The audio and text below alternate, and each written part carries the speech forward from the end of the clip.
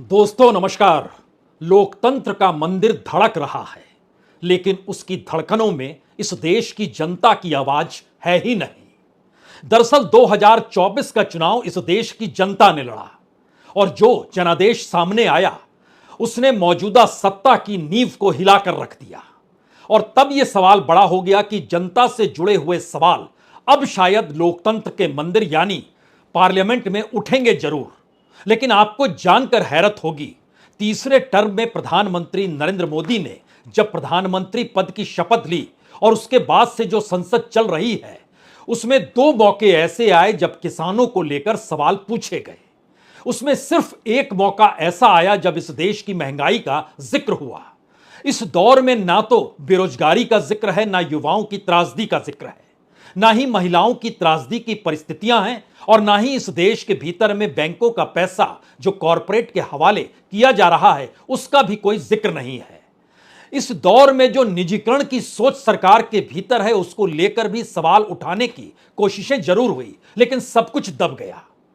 यानी जनता के उठते हुए सवाल अगर संसद के भीतर से गायब हैं, तब अगला सवाल कोई भी पूछ डालेगा कि फिर इस संसद का मतलब क्या है। और उस संसद के भीतर जो शोर शराबा होता है, उस शोर शराबे के पीछे अगर आप उनसे जुड़े मुद्दों को देखिएगा तो आप हैरान रह जाएंगे। यानी लोकसभा के भीतर स्पीकर और राज्यसभा में सभापति जिन मुद्दों को लेकर टीका टिप्पणी करते हैं या फिर विपक्ष को बैठा देते हैं या प्रतिपक्ष के नेता को बोलने देते नहीं हैं, वह किसी मुद्दे को लेकर नहीं है, बल्कि मुद्दों से हटकर सरकार पर अगर जरा सा भी कोई लांछन लग रहा हो, कोई छोटा सा सवाल भी सरकार से पूछने की परिस्थिति बन रही हो, तो फिर उसे बर्दाश्त कर पाने की स्थिति में ना सभापति है और ना ही स्पीकर है। और इन्हीं परिस्थितियों के बीच पहली बार संसद के भीतर यह भी सवाल उठा, क्या स्पीकर सिर्फ सत्ता के हैं, सभापति क्या सिर्फ सत्ता के रक्षक के लिए हैं, जिसे ट्रेजरी बैंक कहते हैं। यानी ट्रेजरी बेंच को लेकर सभापति और स्पीकर अगर इस रूप में काम कर रहे हैं तो विपक्ष क्या करेगा। इस पहले सवाल को अपने जहन में रखिए। यहां से एक दूसरा सवाल निकलता है, तब इन सब के बावजूद भी अगर जनता ने चुनाव लड़ा तो अब रणनीति क्या होनी चाहिए।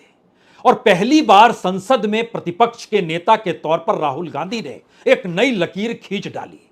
उन्होंने कहा कि दरअसल इससे पहले जो प्रतिपक्ष का नेता होता था उसके पास सवाल अलग अलग पर्चों में, चिट्ठियों में और कई माध्यमों से होकर आते थे और उन सवालों को सवालों की शक्ल में संसद के भीतर ले जाकर बतौर प्रतिपक्ष के नेता के तौर पर वह पूछा करते थे सरकार से कि जनता यह सोचती है। राहुल गांधी ने बिल्कुल एक नई लकीर खींच डाली। उन्होंने कहा जिस जनता के पास जो सवाल हैं, जो इस देश में हाशिए पर पड़ा हुआ तबका है, उनके सवालों को हम पूछेंगे, लेकिन उनको पूछने वाले सवालों को बताने के लिए पार्लियामेंट आना होगा। यानी इस देश का किसान हो, इस देश का मजदूर हो, इस देश में भूख से लड़ने वाले संगठनों की पूरी एक कतार हो, इस देश में मछुआरों का सवाल हो, इस देश में मैला ढोने वालों का सवाल हो, जिसको सरकार इनकार करती है कि इस देश में कोई मैला ढोता नहीं है। हर दरवाजा खोल दिया गया, लेकिन अब यह नई परेशानी का सबब सरकार और सभापति के जहन में और स्पीकर के जहन में भी आकर बस गया। जिस पार्लियामेंट की चार दीवारी के भीतर 5 सितारा से बेहतर जिंदगी हर सांसद जी रहा है और सत्ता तो लोक लुभावन परिस्थितियों के साथ वहां पर बैठती है और इस देश की जनता को लोकतंत्र के मंदिर की दुहाई देते हुए जवाब देकर वापस उसी रईसी में खो जाती है, तो उस जगह पर अगर इस देश की जनता, और वह भी गरीब जनता, वह भी हाशिए पर पड़ी हुई जनता, इस देश के उन मुद्दों को लेकर उठी हुई जनता जिन मुद्दों पर संसद ध्यान देना नहीं चाहती है, आंख मूंद लेती है, तो अगर उनके लिए रास्ता बन जाए तो फिर क्या होगा। और इसको सुनते ही सरकार और सत्ता बौखला गई। सभापति और स्पीकर यह बर्दाश्त करने की स्थिति में आए नहीं। इसीलिए सदनों के भीतर की नोकझोंक और वक्त काटने की परंपरा एक नए तरीके से शुरू हो गई। हमारी टीम ने दरअसल एक पेपर अपने तौर पर तैयार किया और कहा कि इसे पहले जनता को बतला दीजिए कि इस देश के भीतर में जो तीसरे टर्म में मोदी सरकार आई है उसने एक बार भी बेरोजगारी को लेकर किसी सवाल को उठने नहीं दिया और जवाब नहीं दिया। उसने इस देश के भीतर में बढ़ती हुई महंगाई को लेकर सवाल 2 बार उठे, लेकिन उसका जवाब देना उन्होंने उचित नहीं समझा। इस देश के भीतर में किसानों से जुड़े सवाल और एमएसपी का मुद्दा उठा जरूर, लेकिन उस पर भी जवाब देने की सोच में यह कहकर नहीं आए कि यह गलत बोलते हैं, हमने लागू किया हुआ है। इस देश के अलग अलग प्रांतों में हो रही रेल की घटनाएं, दुर्घटनाओं को लेकर भी, और जिस तरीके से सवारी डब्बों में एक भीड़ की तरह लोग सफर कर रहे हैं और मुसीबतों को झेल रहे हैं, और दूसरी तरफ इस देश के भीतर में सड़कों पर जो हादसे हो रहे हैं और सड़कों से जो टोल वसूलने की स्थितियां हैं, यह सवाल भी उठने नहीं दिया गया। अब यहां पर इस देश के भीतर में अगला सवाल है कि तत्काल की परिस्थिति में भी जो भी घटना घट रही है, उनसे जुड़े सवालों को भी क्या जगह दी जाएगी। सवाल सिर्फ विनेश फोगाट का नहीं है। सवाल तो यह है कि इस देश के भीतर में सत्ता ने किस तरीके से खेलो इंडिया के बजट के साथ भी खिलवाड़ कर दिया। सवाल यह भी है कि ओलंपिक में गई जो खिलाड़ियों के साथ की टीम है, उस पर कितना खर्च किया गया और किस तरीके से वो पिकनिक वहां पर मना रही है। किस तरीके से कॉरपोरेट की एंट्री खेलों के भीतर हो गई और खिलाड़ी इस दौर में सिर्फ टकटकी लगाए देख रहा है। इस दौर में एफसीआई के गोडाउन में कम होता गेहूं या फिर किसानों को फसल बीमा योजना का भी लाभ न मिल पाने की स्थितियों के सवाल भी गायब हो गए।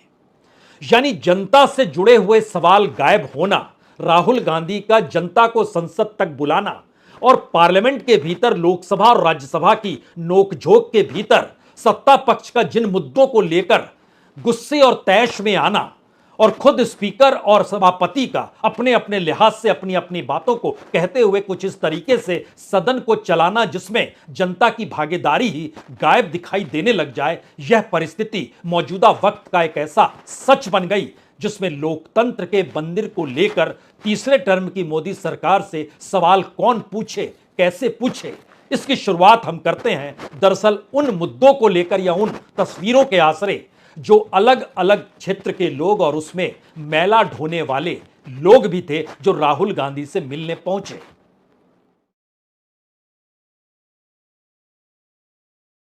One is about the manual scavenging. ये ड्राई लेटिन साफ करने के काम अभी भी देश पे है, बट सरकार कहते हैं कंप्लीट डिनाई करते हैं। वो हमारा मंत्री जी है, उनका एक ही काम है, हमेशा पार्लियामेंट पे कुछ भी होगा आके वो बोलते हैं महिला प्रथा नहीं है, there is no manual scavenging in country. And after the Swachh Bharat we constructed the 5 crores of the new toilets, but we have not mechanized, we have not developed any technology to clean that. After 3-4 years now the death started. 2440. So why is the death starting? Because the toilets are more, septic tanks it is coming, there is no any kind of a machine to clean that. in all the Swachh Bharat toilets. Yes. The person has to go inside and clean in sewer and septic Yes. tank. There is no mechanism. These are the people, they last.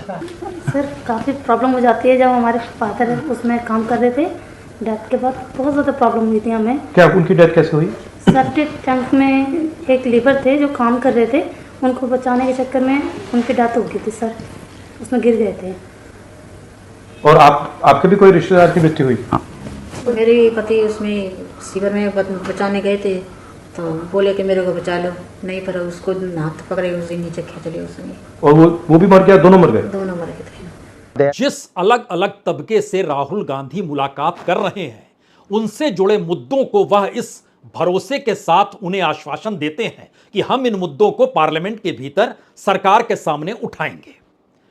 अब सवाल है कि जब ये लोग मिलने आ रहे हैं तो इनको ना मिलने देने की परिस्थितियां भी पैदा की जा रही है। इसीलिए सिर्फ मैला ढोने वाले राहुल गांधी के कमरे तक पहुंचे, मछुआरे नहीं पहुंच पाए, जो भोजन को लेकर लड़ाई लड़ रहे हैं वह नहीं पहुंच पाए, और ऐसे लगभग 6 और प्रतिनिधिमंडलों से मुलाकात थी, लेकिन राहुल गांधी को खुद निकलकर रिसेप्शन पर जाना पड़ा और वहीं बैठकर बातचीत करनी पड़ी, जो आपने तस्वीर देखी। लेकिन इसके ठीक उलट एक दूसरी परिस्थिति और एक दूसरी स्थिति हम आपको दिखाना चाहते हैं।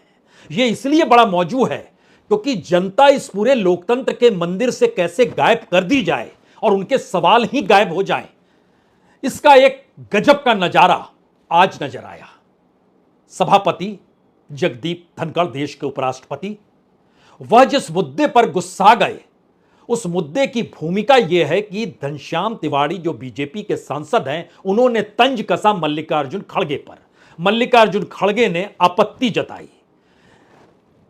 धनखड़ साहब ने दोनों को चैम्बर में बुलाया और मल्लिकार्जुन खड़गे ने कहा, यहां जो कह रहे हैं वही बात सदन में हर किसी को जानना चाहिए कि आप क्या कह रहे हैं।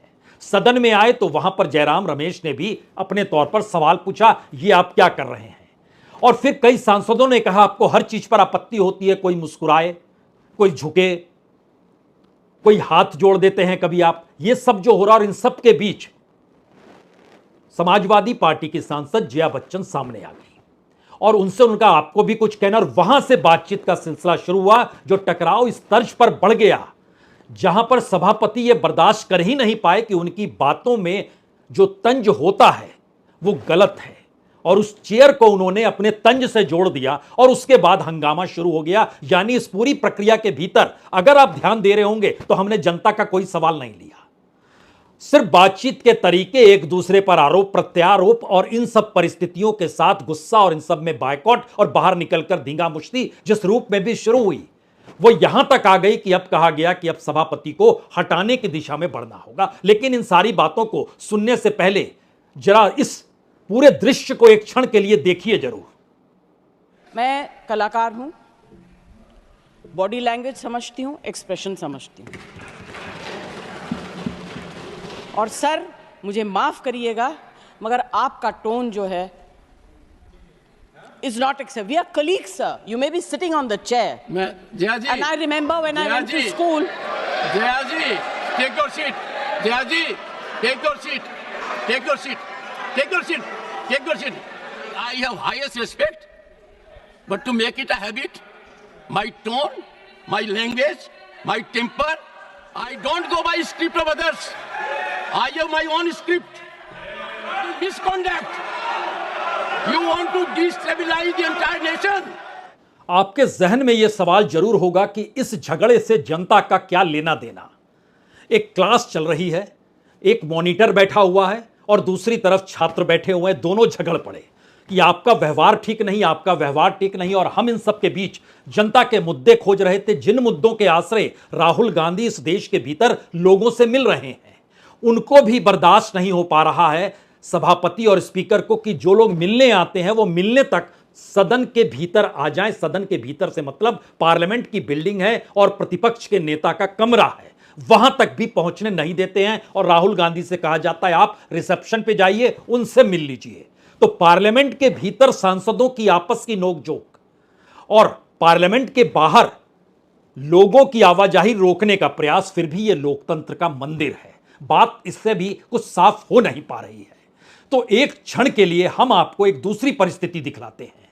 राज्यसभा से हटकर लोकसभा के भीतर जब एक सांसद सवाल उठाता है और कहता है कि दरअसल सरकार जिस मोड में आ गई है उस मोड के भीतर का मतलब यह है वो सारी ताकत अपने हाथ में रखना चाहती है। और समाजवादी पार्टी के सांसद अखिलेश यादव चेताते हैं स्पीकर को कि देखिए आपके अधिकार भी कम किए जा रहे हैं और उसको पूरा करने के लिए हम लड़ाई लड़ेंगे। और जब ये कहते हैं तो इस देश के गृह मंत्री दूसरी तरफ से खड़े हो जाते हैं। देश के गृह मंत्री हों, स्पीकर हों या फिर विपक्ष की तरफ के सांसद हों, जिन मुद्दों के आश्रय इस देश के भीतर का संकट है उसको लेकर इस रूप में झगड़ा कर जवाब देने की स्थिति आपने इस दौर में नहीं देखी होगी। क्योंकि हमारे टीम ने जो आंकड़े निकाले उसमें बतलाया कि इस देश के भीतर में जो सवाल पूछे जाते हैं उसमें 0.1% बेरोजगारी का सवाल है, 0.002% महंगाई का सवाल है, 1.5% इस देश के भीतर में किसानों से जुड़े सवाल हैं, सब 0.1 में है। यानी 1 से भी कम की परिस्थिति है जो सवाल उठाए जा रहे हैं। और जो सवाल उठ रहे हैं, उठाए जा रहे हैं, उसके भीतर कॉरपोरेट की लूट नहीं है, सरकार द्वारा निजीकरण नहीं है, इस देश की माली हालत नहीं है। इस देश से जुड़े सवाल जो हैं वो हिंदुत्व के आश्रय जरूर रेंगना शुरू कर चुके हैं बांग्लादेश के बाद, लेकिन इस देश के भीतर के माइनॉरिटीज की जो स्थिति है उसको लेकर जो सवाल वक्फ बोर्ड संशोधन बिल के जरिए उठे उसमें भी इन सवालों पर पर्दा डाल दिया गया। कहा गया कि आप उस दिशा में मत देखिए, यह पूरे तरीके से एडमिनिस्ट्रेटिव और लीगल मामला है। यानी सत्ता जिस रूप में चाहती है उस रूप में होती है, तो एक क्षण के लिए क्या हुआ और कैसे गृह मंत्री जाग गए, हमें लगता है यह भी देखना जरूर चाहिए। अध्यक्ष महोदय, आज तो हमारे आपके अधिकार कट रहे हैं। मैं याद कीजिए अध्यक्ष महोदय, मैंने आपसे कहा था कि आप लोकतंत्र के न्यायाधीश हैं, और मैंने अध्यक्ष महोदय सुना है इस लॉबी में कि कुछ अधिकार आपके भी छीने जा रहे हैं। उसके लिए हम लोगों को लड़ना पड़ेगा आपके लिए।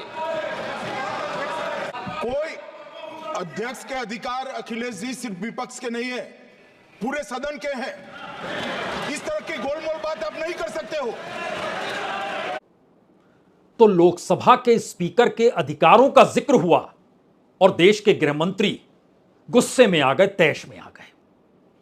असल सच यह है पार्लियामेंट के भीतर का कि इस देश से जुड़े हुए मुद्दे सिर्फ बजट में नहीं बल्कि क्वेश्चन आवर से गायब हो चुके हैं, जीरो आवर में गायब हो गए हैं, और सवाल जो पूछे जाते हैं उसमें सरकार पर अगर कोई भी लांछन लग रहा हो कि आपने ये पूरा नहीं किया, वो पूरा नहीं किया, तो उसे रोकने का पूरा प्रयास स्पीकर और सभापति दोनों करते हैं। और सबसे बड़ी बात अब यह हो चली है कि क्या इस प्रक्रिया में पहली बार विपक्ष को यह लगने लगा है कि जो किला अपने तौर पर प्रधानमंत्री मोदी ने संसद के भीतर खड़ा किया, अब उसको गिराने की जरूरत है, क्योंकि स्पीकर के कौन से अधिकार कम होंगे यह बात अभी सामने आई नहीं है। लेकिन दूसरी तरफ यह बात तो सामने खुले तौर पर आ चुकी है कि सभापति के खिलाफ अविश्वास प्रस्ताव अब विपक्ष लेकर आने वाला है। और जरा सोचिए, एक तरफ निंदा प्रस्ताव आज जो नोकझोंक सांसदों के भीतर जो जया बच्चन और स्पीकर के साथ हुई, स्पीकर न कहें सभापति कहें और जगदीप धनखड़ का शब्द जोड़ें, उपराष्ट्रपति शब्द कहें, इनके बीच जो नोकझोंक हुई, उसके बाद विपक्ष ने तय किया कि हम अविश्वास प्रस्ताव लाएंगे। और इस सभापति के खिलाफ इस अविश्वास प्रस्ताव का मतलब बहुत साफ होता है कि अनुच्छेद 67B में बहुत साफ तौर पर लिखा है कि अगर आप उन्हें हटाना चाहते हैं तो आप अविश्वास प्रस्ताव लाइए, सदन में बहुमत पास कीजिए और एक ऐसे प्रस्ताव द्वारा उन्हें कार्यालय से हटाया जाता और इसके लिए 14 दिन का नोटिस दिया जाना चाहिए। तो 14 दिन का नोटिस आज से शुरू हुआ जो दिया जाएगा। इस पूरी प्रक्रिया के भीतर सबको यह समझ में आ गया सत्ता में कि विपक्ष अब एकजुट है और तेवर के साथ खड़ा है। तो जो राज्यसभा 12 तारीख तक चलनी थी उसे आज दोपहर 3 बजे ही अनिश्चितकाल के लिए खत्म कर दिया गया। यानी संसद भी चलेगी तो सत्ता की हुकूमत के तहत चलेगी, उसके नियम कायदों जहां पर मुश्किल आएगी वह उसे अपने अनुकूल कर लेगी। और इस अनुकूल की प्रतिक्रिया के बीच निंदा प्रस्ताव पास हो रहा है, इसको लेकर राज्यसभा चलती रही। अविश्वास प्रस्ताव का जिक्र विपक्ष की तौर से आया तो उसे खारिज कर दिया गया। फिर आप पूछेंगे जनता कहां है? जनता का सवाल जहां उठता है वहां पर इजाजत है ही नहीं कि जनता पार्लियामेंट के भीतर प्रवेश कर पाए। और इसीलिए राहुल गांधी ने जो नए तरीके की राजनीति प्रतिपक्ष के नेता के तौर पर बनकर शुरू की कि सड़क की हवा को भी संसद में आने दिया जाए और संसद की चकाचौंध या उसके सच से सड़क पर खड़े लोग, हाशिए पर खड़े मुद्दे कम से कम संसद की आबो हवा में आकर महसूस तो करें। और ध्यान दीजिए, पार्लियामेंट के भीतर जो झूठ बोलने की प्रक्रिया है वह किसी दूसरे की नहीं है। पिछली बार किसान आए थे तो स्पीकर ने कहा था इसलिए उन्हें रोका गया क्योंकि वह अंदर आके बातें कहेंगे जो नहीं कहा जाता है, सिवाय सांसदों के कोई भी संसद में खड़े होकर नहीं कह सकता है। तो राहुल गांधी ने कहा सॉरी, और 2 मिनट के बाद नया वीडियो आ गया जिसमें बताया गया कि दरअसल सत्ता के लिए किस तरीके से कलाकार आए थे, सिनेमाई कलाकार आए थे और उसी संसद में खड़े होकर कैमरे के सामने बोलने लगे। और इनकार किया था स्पीकर ने कि हम ऐसा कर ही नहीं सकते, कोई आपसे मिलने आए और हम रोक दें। अब राहुल गांधी को कैमरे पर सामने आकर कहना पड़ा ये रोक देते हैं। बार बार मुझे कमरे से निकलकर रिसेप्शन पे आना पड़ता है। आना पड़ा आपको यहाँ आना पड़ा रिसेप्शन पे। तो मछुआरों का क्या मुद्दा था और क्या मुद्दा था? नहीं, वो देखिए हमारा हक बनता है कि हम किसी से भी मिल सकें, बट वो अलाउ नहीं कर रहे हैं। मैंने वो किसानों के बारे में कहा था, स्पीकर ने हाउस में कहा कि रोका नहीं जा रहा है, अब फिर से रोक दिया है। नहीं, ये मछुआरों का श्रीलंका का एक इशू है और दूसरे वो चाइल्ड वेलफेयर के लोग आए थे। तो ये मेरा चलता रहता है, तो मैं यहाँ बैठा हूँ। तो लगातार आप इस तरीके के डेलीगेशन से मिल रहे थे, लोगों को आपने रेल मंत्री से मिलवाया? नहीं, वो तो मेरा है, मैं करता रहता हूँ। तो पीपल्स लीडर ऑफ ऑपोजिशन की भूमिका में है सर आप? That's all fine. my life becomes a bit more difficult because it's easier to meet them there. Otherwise, now I'll have to keep coming here. अब यहाँ आना पड़ेगा. सर क्या वजह है सर? अब जब राहुल गांधी इस बात का खुले तौर पर जिक्र कर रहे हैं कि उनसे जो मिलने आता है उन्हें रोक दिया जाता है, एक साथ कम से कम आधे दर्जन सवाल पहली बार भारतीय राजनीति को और बीते 10 बरस की सत्ता के बाद तीसरे टर्म में बने प्रधानमंत्री के गवर्नेंस और संसद को चलाने को लेकर सवाल खड़ा करते हैं। पहला सवाल तो सबसे बड़ा यही है, खुद प्रधानमंत्री की मौजूदगी कहां पर है? वो टेलीफोन पर बात करते हैं तो सब जगह सुनाई देता है, मन की बात करते हैं तो सब जगह सुनाई देता है। बजट जब पेश हो रहा था और उस पर जब राहुल गांधी जवाब दे रहे थे, उस वक्त वो दिखाई दिए क्योंकि प्रतिपक्ष के नेता और उसमें नियम कायदा कहता है कि सत्ता पक्ष के नेता को मौजूद होना चाहिए। लेकिन उसके बाद प्रधानमंत्री किस गंभीर काम में है जो पार्लियामेंट से दूर हैं, यह पहला सवाल है। दूसरा सवाल है, अगर सदन के स्पीकर या सदन के सभापति अगर सिर्फ सत्ता पक्ष की लड़ाई लड़ रहे हैं और यह खुले तौर पर दिखाई देने लगा है तो फिर यह नोकझोंक आने वाले वक्त में बढ़ेगी। तीसरा सवाल है, इस पूरे दौर में जनता कहां है, उससे जुड़े सवाल कहां हैं और उनसे जुड़े सवाल इस दौर में गायब क्यों किए जा रहे हैं? और पूरी बहस मुहाइस के बीच में अगर जनता के सवाल ही गायब हैं तो लोकतंत्र के मंदिर का मतलब सिर्फ चुने हुए नुमाइंदों की धींगा मुश्ती भर है। और वहां से उठने वाले कोई सवाल जवाब अगर जनता से जुड़े ही नहीं होंगे तो फिर जनता इस संसद को लेकर किस नजरिए को बनाएगी? अब यह बात छुपी हुई है नहीं। चौथा सवाल है, जनता के भीतर का जो नजरिया है, क्या राहुल गांधी ने उसकी नब्ज को पकड़ लिया है और वो जान गए हैं कि दरअसल संसद के भीतर जनता का आना और संसद के भीतर कही हुई बातों का जिक्र लोगों से जोड़ना, वो कमोवेश उसी रास्ते पर चल पड़े हैं, यानी राहुल गांधी। और दूसरी तरफ इस रास्ते का खतरा सत्ता के ऊपर मंडराने लगा है और उसे लगने लगा है कि यह परिस्थिति धीरे धीरे उसकी बनी बनाई राजनीतिक जमीन को कहीं खत्म ही ना कर डाले। इसीलिए पांचवा सवाल यहां से निकलता है कि ध्यान दीजिए, बार बार उन्हीं पारंपरिक समीकरणों को साधने की कोशिश हो रही है, वो चाहे आज बांग्लादेश के हिंदुओं को लेकर हो, चाहे वक्फ बोर्ड संशोधन के जरिए हिंदू और मुस्लिम का जिक्र करते हुए सत्ता पक्ष ने एक लकीर खींचनी चाहिए, लेकिन आखिर में वह जेपी से यानी ज्वाइंट पार्लियामेंट्री कमेटी के पास उसे भेजना पड़ा। यानी बीते 10 बरस में ऐसा कोई बिल नहीं है जो ज्वाइंट पब्लिक कमेटी के पास भेजा गया हो, पहला बिल है जो भेजा गया। क्या वजह है इसकी? इसकी सबसे बड़ी वजह यह है कि संसद के भीतर सरकार कमजोर है और उन्हें जो मदद दिए हुए हैं वो इस आधार पर मदद दिए हुए हैं कि हमारी जरूरतों को आप पूरा कीजिए, हम आपको सत्ता में टिकाए रहेंगे, लेकिन जहां पर हमारे वोट बैंक में आपके कार्यों से सेंध लगेगी वहां पर हम बोलेंगे, तो चंद्रबाबू नायडू हो या फिर लोक जनशक्ति पार्टी यानी पासवान जी हो।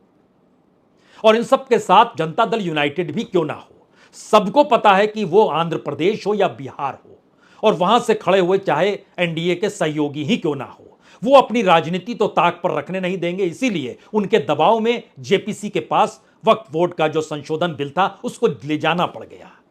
मैसेज पांचवा यह था कि सरकार हर हाल में अपनी कुर्सी को बचाना चाहती है और प्रधानमंत्री मोदी जानते हैं कि टेक्निकली वह गद्दी पर मौजूद हैं, लेकिन ऑफिशियली इस देश की जनता से जुड़े सवालों का अगर वो जवाब कितने दिनों तक छुपा पाएंगे, तभी तक कुर्सी रहेगी, यह सवाल छठा सवाल है।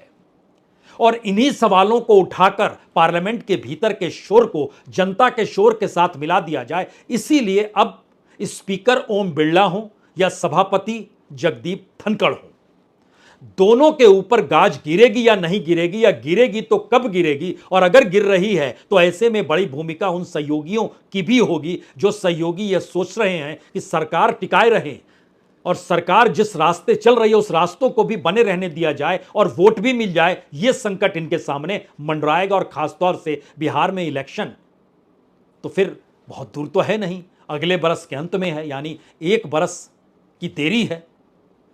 अब इन परिस्थिति के भीतर में असल सवाल भारत की संसदीय राजनीति के उस चैप्टर का है जिसमें सबसे बड़ा इम्तिहान उस शख्स को देना है जिसने बहुत ही बारीकी के साथ तीसरे टर्म में मंत्रिमंडल बनाया, उन लोगों को वह मंत्री पद दिया या उस रूप में दिया जहां पर वह उसके बारे में कुछ जानते हैं या नहीं जानते हैं, यह भी एक सवाल है।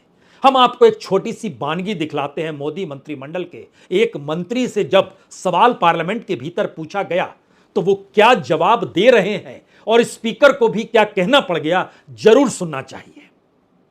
माननीय अध्यक्ष, हाँ बताएं। कि माननीय सदस्य जी ने महाराष्ट्र से संबंधित प्रश्न पूछा है। महाराष्ट्र से संबंधित नहीं पूछा, अपने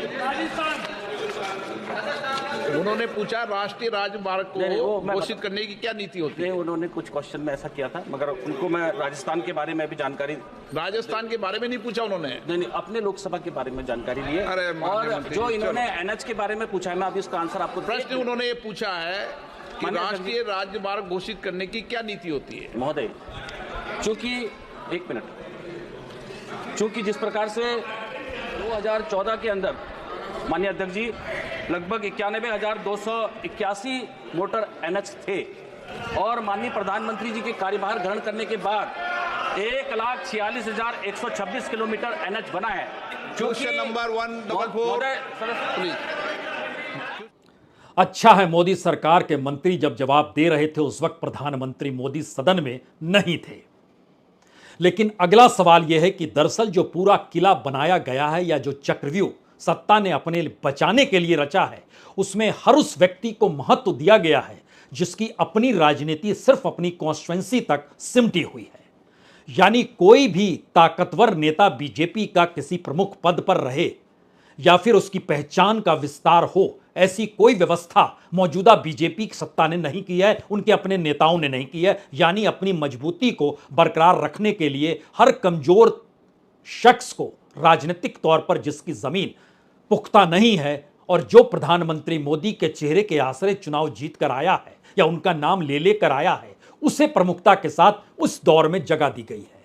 जगदीप धनखड़ राज्यपाल हुआ करते थे पश्चिम बंगाल में। उस दौर में उन्होंने जो कुछ किया, जिस रूप में किया, ममता बनर्जी बाखूबी जानती हैं कैसे टकराव होता था। वहां से लाकर यहां पर उपराष्ट्रपति बनाया, राज्यसभा में ले आए।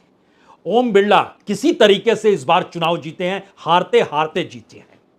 उन्हें स्पीकर के पद पर कंटिन्यू करना, जिससे उन्हें पता है पहले से कि कैसे रिमोट के आसरे भी इस देश की संसद चल सकती है, उस अंदाज को वह बिगाड़ना चाहते नहीं थे।